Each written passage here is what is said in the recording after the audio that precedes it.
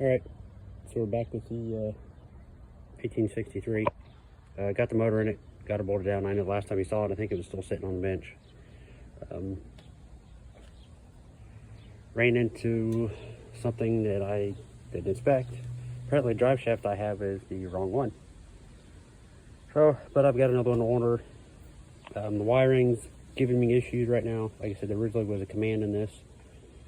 For some reason, like, key's not getting any power. The only way it gets power is if I attached this to either that side of the post or the positive. But that wire down there feeds what used to be the fuel shutoff. This wire was the one that actually was connected to the solenoid on the starter, so it's right. So I can't figure out. Other than that, nothing else has changed. It does run. It was really difficult to try to get running, but it did run.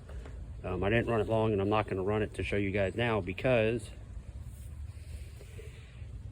yeah, remote filter's leaking, and I don't know what's going on. It's leaking right there at the fittings. So you can see there's oil puddle down there. It's on the frame. But yeah, it's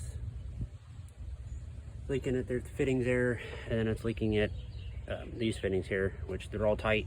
I don't understand why. So I had it running, sitting there running, until it's starting to come up to temp, and I just happened to look over and notice just the top of that filter housing just completely covered in oil. So I was like, well, that ain't gonna work, so I shut it down. It's got a leak somewhere because it's not wanting to run on unless you full choke it. As soon as you turn the choke off, it dies. Doesn't matter what you do with the fuel settings, just shuts it off. So figure that. So address the wiring first, because it ain't going to be any use if I can't crank it with the key without hot wiring it. And we'll just figure out why it's not wanting to run without the choke, and then I'll try to figure something out about the oil fittings. But yeah, that's the update for right now. But like I said, did run, so the engine's good.